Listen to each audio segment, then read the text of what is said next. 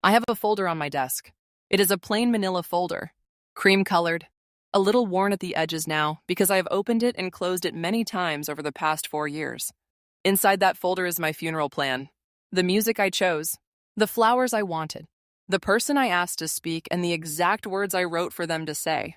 The dress I selected, a deep burgundy silk that I bought specifically for the occasion and hung in a garment bag at the back of my wardrobe. The photographs I wanted displayed, printed and labeled in order. The caterer I had contacted, the menu I had approved, the seating arrangement I had sketched on a piece of graph paper at 2 a.m. when I could not sleep. I planned my funeral the way other women plan their weddings, with care, with love, with attention to every detail. Because 4 years ago, a doctor sat across from me in a quiet office with a box of tissues on the desk between us and told me that I had, at best, 6 months to live. That folder was my response. What he did not plan for, what none of us planned for, was that 4 years later, I would still be here. That I would be sitting at this desk, in this room, with the garment bag still at the back of my wardrobe, and the burgundy dress still unworn and the folder slightly more worn at the edges than it used to be. 4 years later, still here. And I want to tell you what those 4 years have looked like. Not because they have been easy. They have not been easy. Not because I have been brave in the way that stories about illness tend to make bravery look, clean and photogenic and resolving neatly in the final act, but because I think there is something important in the space between a death that was supposed to happen and a life that kept going anyway. I think there is something worth saying about what it means to plan your own ending, and then have to figure out what to do with all the living that comes after. Before I tell you this story, I need to ask you something. Have you ever been given news that made you feel like your life was suddenly on a clock? A diagnosis, a phone call, a moment where everything you thought you had time to do suddenly felt like it was running out. Drop your location in the comments, just your city, your country, wherever you are watching from. And tell me, what did you do with the time you thought you had left? I read every comment on this channel, every single one. And sometimes your answers teach me more than I could ever teach you. Welcome to Soft Drama Stories. My name is Grace Abimbola Mensah. I am 44 years old. I grew up in Lagos, Nigeria, the second of 5 children in a family where noise was the primary language. My father was a man who laughed loudly and argued louder and loved in the way that some men do, fiercely, impractically, without reservation. My mother was quieter, a woman of small gestures and enormous precision, the kind of person who could communicate entire novels with the angle of an eyebrow. Between the two of them, they raised 5 children who turned out to be, in various measures, exactly like both of them.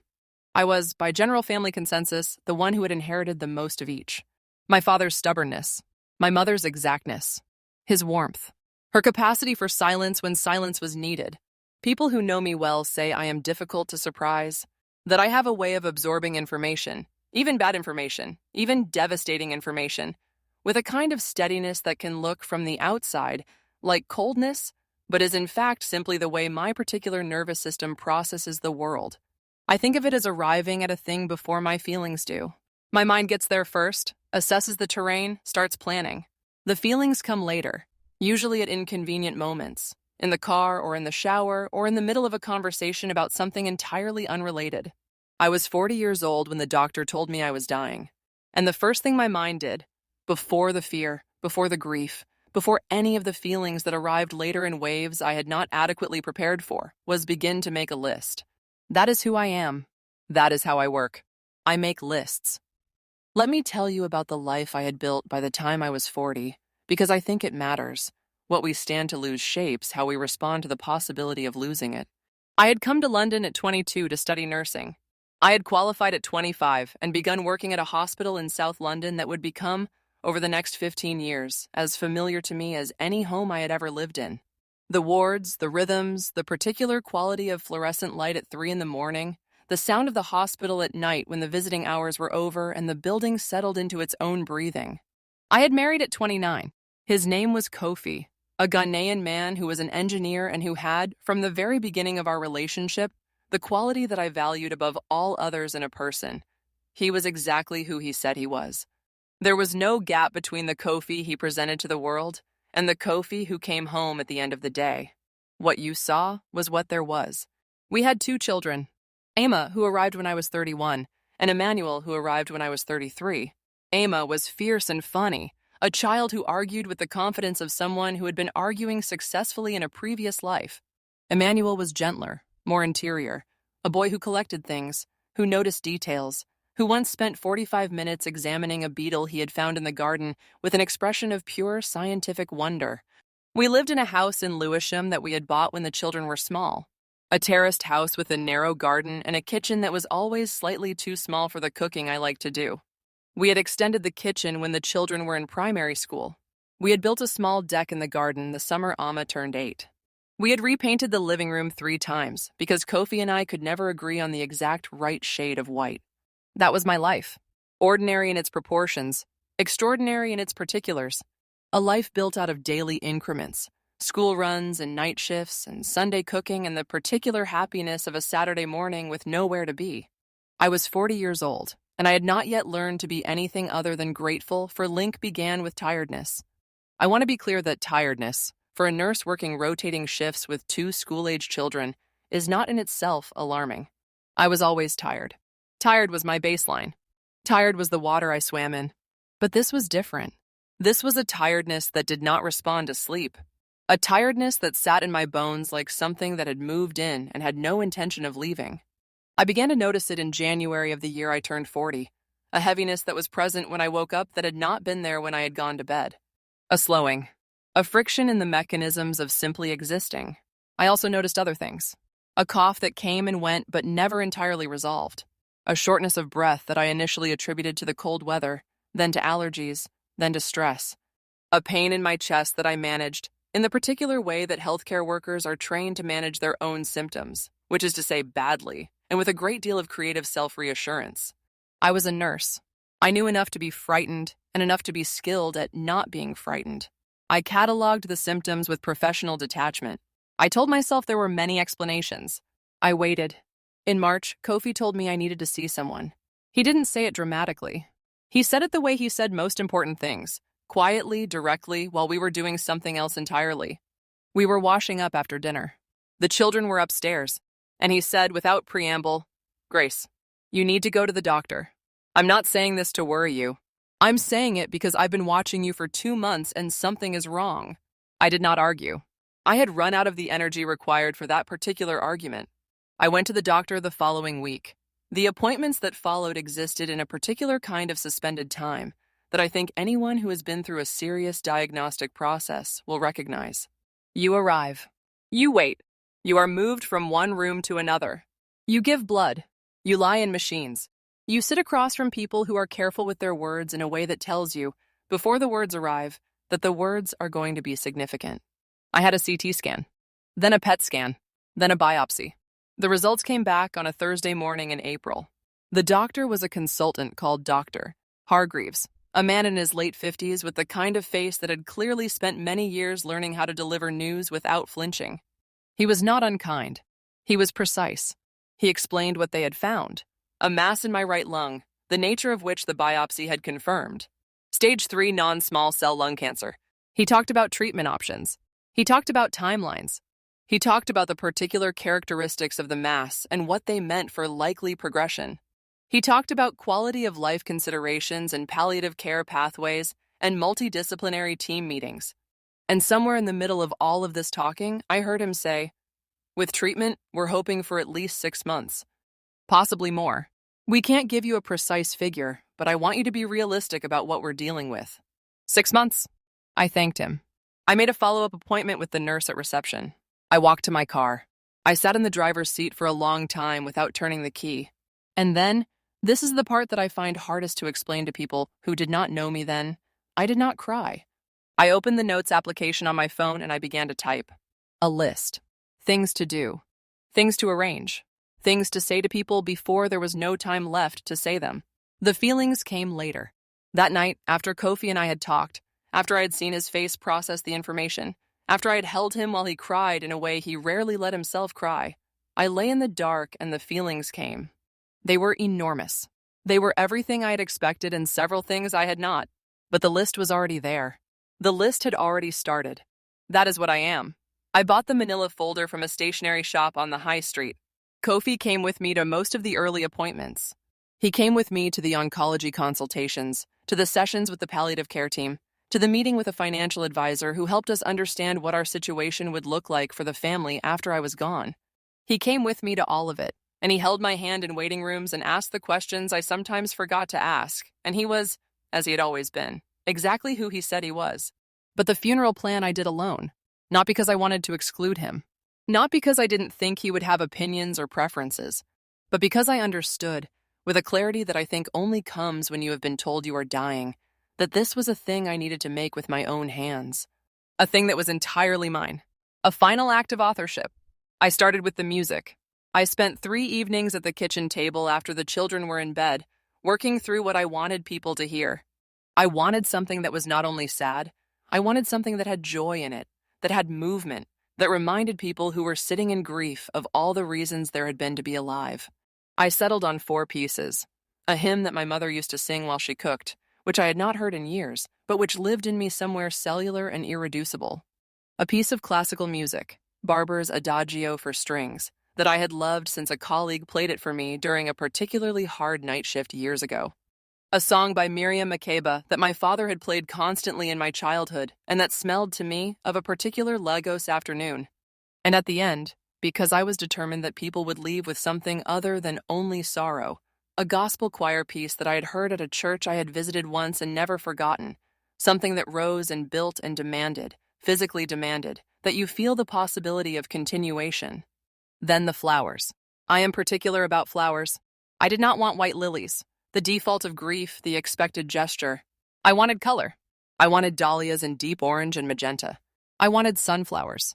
I wanted something that looked like summer, like abundance, like a life that had been vividly lived rather than quietly faded. I called 3 florists before I found one who listened to what I was describing without trying to redirect me toward the conventional. Her name was Sylvia, and she sat across from me at her shop counter with a notepad and drew the arrangements as I described them and said, at the end, "This is going to be beautiful." I believed her. The dress took the longest. I had a particular idea of what I wanted to be buried in, and it was not black, and it was not the sensible navy suit hanging in my wardrobe that I wore to formal occasions. I wanted something that when people looked at me, laid out, still, finished, they would think, she chose this. She picked this color. She was here, and she knew she was here, and she made that mean something. I went to a boutique in Brixton that a colleague had mentioned once in passing, a small shop run by a Trinidadian woman named Mrs. Campbell, who had been dressing women in that neighborhood for 30 years. I walked in on a Tuesday afternoon and told her what I was looking for and why. She didn't blink. She set down the fabric she was folding and gave me her full attention and said, "Tell me about yourself. Not the illness. Tell me who you are." And I did. I told her about Lagos and the nursing and Kofi and the children. I told her about the kitchen that had always been too small and the deck we built in the garden. I told her about the night shifts and the particular light of the ward at 3 a.m. I told her about the Miriam Makeba song and the dahlias. She listened to all of it. Then she went to the back of the shop and came back with a bolt of fabric, a deep, rich burgundy silk that caught the light like something liquid. "This," she said. "This is you." She was right. I knew it immediately, with the certainty of someone who has spent a lifetime learning to trust their instincts about important things. She made the dress over 3 fittings. She built it with a precision that matched my own, every seam considered, every detail intentional. She would not let me pay full price. She said, "Some things you do because they are right to do." I hung the dress in a garment bag at the back of my wardrobe. I told Kofi what it was for. He held my hand and said nothing for a long time. Then he said, "It's the right color for you." I want to be honest about the treatment, because this story is not only about planning and folders and dresses. It is also about what it actually felt like to go through what I went through, and I think you deserve the honest version of that. Chemotherapy is not gentle. I knew this professionally, from years of nursing patients through it. I knew it intellectually, the way you know things that live in textbooks and clinical experience. But knowing it as a nurse and living it as a patient are 2 different countries with no direct translation between them. The first cycle was hard. The second cycle was harder. The third cycle arrived at a time when I was so depleted, physically, emotionally, in ways I had not known depletion could reach, that I had a conversation with Kofi about whether to continue. I do not present this to you as a failure. I present it as the truth. There are moments in serious illness when the cost of fighting becomes a genuine question rather than an assumption. When you have to sit with the reality that what is keeping you alive is also making life very difficult to inhabit. When the arithmetic of days and quality and exhaustion becomes something you have to do with your eyes open. I continued. I continued because Amma, who was 9 at the time, came into my room during my worst week and sat on the edge of my bed and said, with the matter-of-fact directness of a child who has not yet learned to soften hard things, "Mummy, you're not allowed to give up. I haven't said you can." I laughed for the first time in what felt like weeks. "Yes, ma'am," I said. "Good," she said. And she got up and left. Amma has always been the person who argues with the confidence of someone who has been arguing successfully in a previous life. That day, she argued me back into my own fight. There were conversations I had during that period that I would not exchange for anything. With my mother, who flew from Lagos when she heard, who arrived at Heathrow in a floral dress in a fury, as if she had come to argue with the cancer itself. She stayed for 6 weeks. She cooked every day. She prayed every morning. She sat with me through the hard nights and didn't fill them with words, which was the greatest gift she could have given me. My mother, who had always communicated entire novels with the angle of an eyebrow, had no eyebrow for this. She simply sat, and her sitting was enough. With my father, who called every day from Lagos. My father, who laughed loudly and argued louder, who had never once in my life run out of words, who in those phone calls was sometimes so quiet that I had to ask if he was still there. "I'm here," he always said.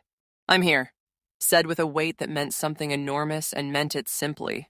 With my colleagues at the hospital, I had been a nurse for 15 years. I had held people's hands as they died. I had been present at endings. I thought I understood the particular quality of those moments. I did not understand them in the same way until I sat across from colleagues who loved me and watched them struggle with what to say. I tried to make it easier for them. I tried to be, even in my own illness, the person who smoothed the difficult thing for someone else. That is a hard habit to break. I am still breaking it. With Kofi, we had long conversations in the dark, when the children were asleep and the house was quiet, about every important thing we had ever not said to each other. Not because we had been dishonest. We hadn't been, not really. But because daily life has a way of crowding out the fundamental, of pushing the important questions into a corner where there will be time for them later. There will be time. There will always be more time. There is nothing like a 6-month prognosis for clarifying how much time there actually is. We talked about the children, about what kind of people we hoped they were becoming, about which of our habits we feared they had inherited and which we hoped they had. We talked about the house and the too small kitchen and the deck. We talked about our first year together when we had almost no money and had been, despite that or because of it, in some ways happier than we had ever been since. We talked about regrets, the trips not taken, the calls not made, the arguments that in retrospect were so small as to be invisible. And one night, I remember this night specifically, the particular quality of the dark, the sound of rain on the window, Kofi said to me, "What if you don't die?" I looked at him. "What?" "What if you don't die?" he said again simply. "What if the treatment works and you don't die? What then?" I had not let myself fully think about this. I had received the prognosis, and I had made the list, and I had done what my particular nature required me to do, which was to prepare. But I had not stood on the other side of the preparation and looked at what might be there. "Then I'll still have planned a very good funeral," I said. He laughed. We both did. At 2 a.m, in the dark, with the rain on the window, we laughed until we were crying and couldn't tell the difference. 6 months after my diagnosis, I went for a scan. It had been a grueling 6 months. 3 cycles of chemotherapy, a brief and experimental course of immunotherapy that my oncologist had suggested after reviewing my case, and weeks of waiting in the particular suspended time between appointment and result. I went for the scan alone. Not because Kofi had not offered to come. He always offered. He always came when I asked. But because I needed to be alone with whatever the result was going to be, at least initially. I needed to receive it in my own body before I shared it with anyone. "Doctor," Hargreaves called me into his office. The tissues were still on the desk. His face, that face trained by years into careful neutrality, was doing something that I could not immediately read. He told me the scan results showed a significant reduction in the size of the primary mass, that the treatment had responded in a way that was, in his word, a word he chose carefully, encouraging. He told me that I was not cured. He was very clear about that. Cancer of this type does not cure cleanly. It requires monitoring, ongoing treatment, vigilance. He told me that what the scan showed was a reason for cautious optimism, not for celebration. But he was smiling, carefully. The way a man smiles when he is trying to remain professional and the news is making it difficult. I sat very still. I received the information with the steadiness that is my particular nature. I asked the appropriate questions. I made the appropriate notes. I shook his hand. I walked to my car. I sat in the driver's seat. And this time, unlike the last time I had sat in this car park, I cried immediately. No delay, no composure, no list forming. Just crying, in the sudden and total way of someone for whom a door that had been closing has been reopened without warning. I called Kofi. He answered before the second ring. "Grace," he said. "Just my name."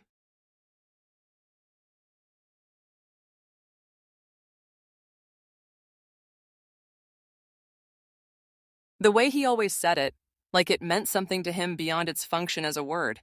"I'm not dead yet," I told him. There was a silence.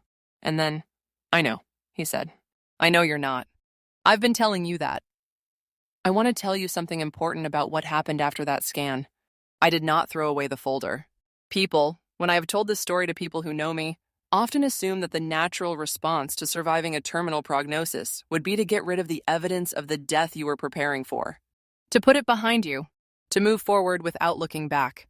I kept it, not because I am morbid, not because I live in the shadow of what was going to happen, but because I think that folder taught me something that I would be foolish to unlearn. It taught me what I valued, what I actually genuinely, at the deepest level of myself, valued, not what I said I valued, not what I performed valuing in the ordinary course of a busy life, but the things I chose when I thought I was choosing for the last time. The Miriam Makeba song. The Dahlias. Mrs. Campbell's burgundy dress. The 4 pieces of music chosen to hold the whole range of what a life feels like. The specific people I asked to speak and the words I wrote for them to say. These choices told me something true about myself. And I have tried, imperfectly, inconsistently, but genuinely tried, to live according to what they told me. I have played more Miriam Makeba. I have bought dahlias for the house in seasons when they are available. I have worn the burgundy dress, not to my funeral, obviously, but to a dinner with Kofi 2 years after the scan, when I wanted to mark the occasion of simply being there. I took it out of the garment bag and I put it on and I looked at myself in the mirror and thought, this is the dress I was going to be buried in. And instead, I am going to eat jollof rice in it. There are worse ways to use a beautiful dress. I want to be honest about the cost, because I think it would be dishonest to tell only the inspiring version of this story. Illness took things from me that I have not recovered.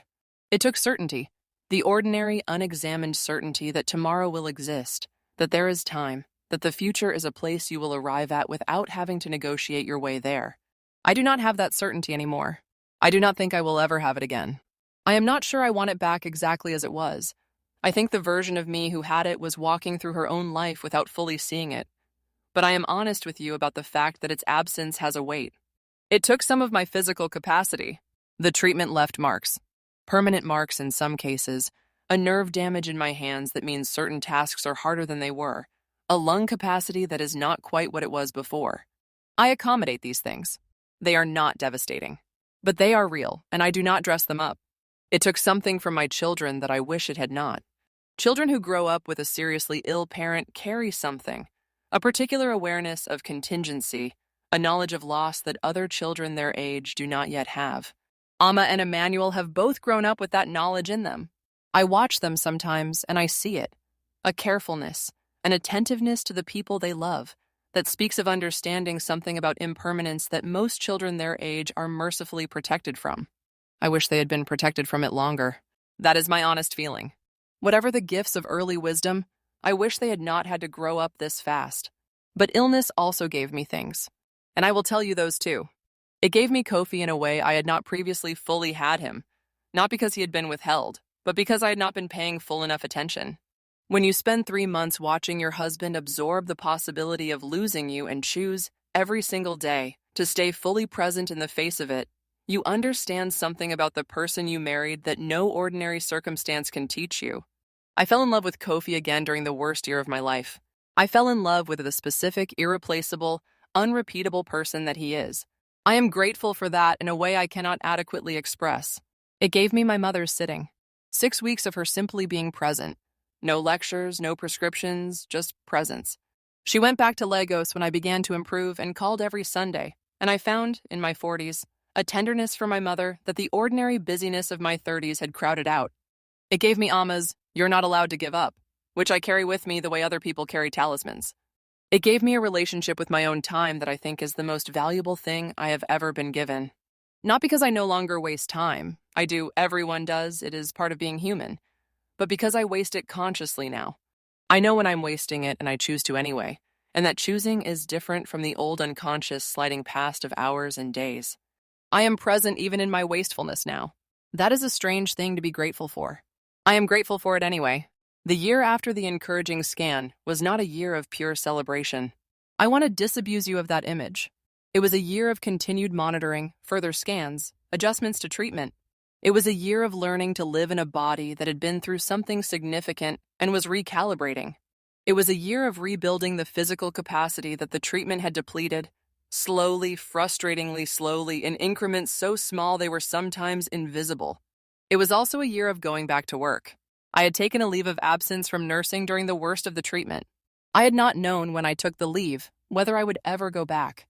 But as I improved, as the months accumulated and each scan brought cautious continuation, I began to feel the pull of the wards again. The fluorescent light and the rhythms and the particular knowledge that what I was doing mattered in the most direct and uncomplicated sense. I went back part-time initially. Then, over several months, back to something closer to my previous hours.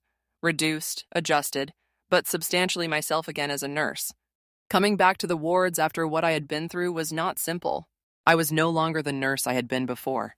I was now also a patient, or a former patient, a surviving patient, and that knowledge sat differently in me as I worked. When I sat with patients who were facing what I had faced, I brought something I had not previously had, the inside knowledge of what it feels like to be on the other side of the clinical conversation, to be the one receiving rather than giving. My consultant, a senior colleague who had known me for years, said, after my first month back, "You're different." "Is that good or bad?" I asked. She thought about it. "It's true," she said, "which is better than either." In the second year of my survival, which is what I call it, quietly, in my own head, something shifted that I had not anticipated. I began to grieve, not for the life I had nearly lost, but for the 6 months I had spent preparing to die, for the person I had been in those months, the acute, stripped back, absolutely present version of myself who had existed in the space between diagnosis and hope. That person had known something, had seen something clearly, had lived with an honesty about priorities and time and love that the ordinary world, with its busyness and its noise and its infinite capacity for the unimportant to crowd out the important, did not support.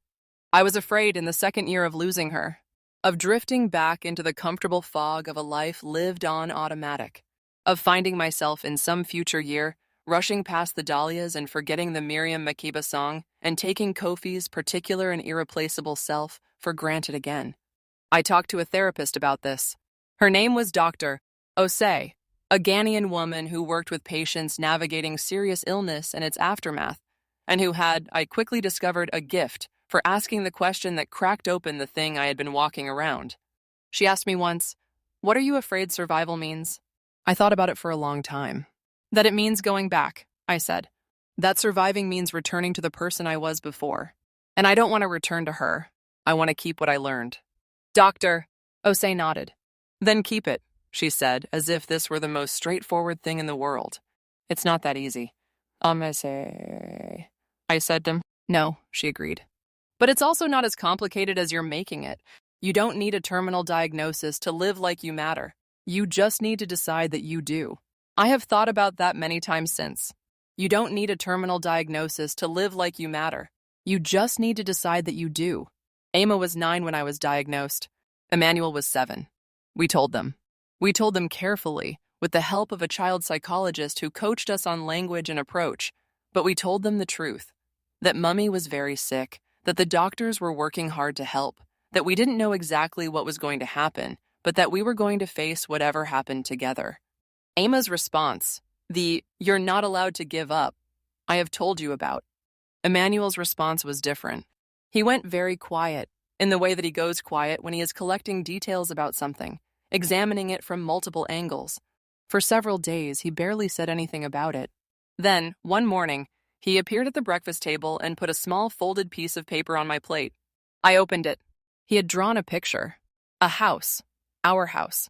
With the deck and the garden. In the garden, 2 figures. A small one and a taller one. The small one was clearly meant to be him. The taller one was me. I could tell because he had drawn curly hair and a nurse's uniform. Above the picture he had written, in the careful handwriting of a 7-year-old, "When you are better."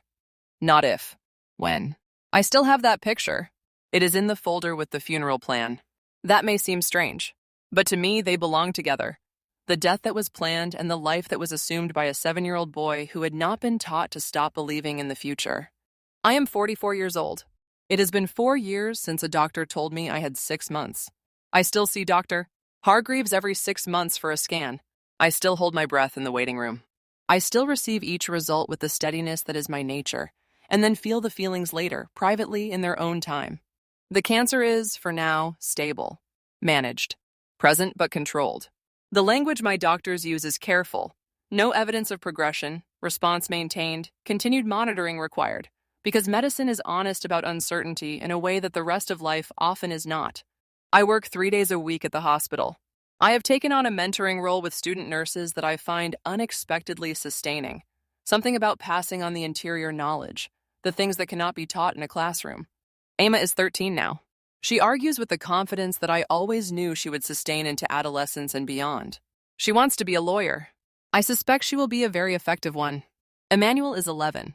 He still collects things, currently minerals and rocks, which he catalogs with a precision that makes me think of my mother and her particular exactness. He wants to be a geologist, or possibly an astronaut, or possibly both, a possibility he does not consider foreclosed. Kofi is exactly who he has always been. That is the thing about Kofi that I treasure most. The same man.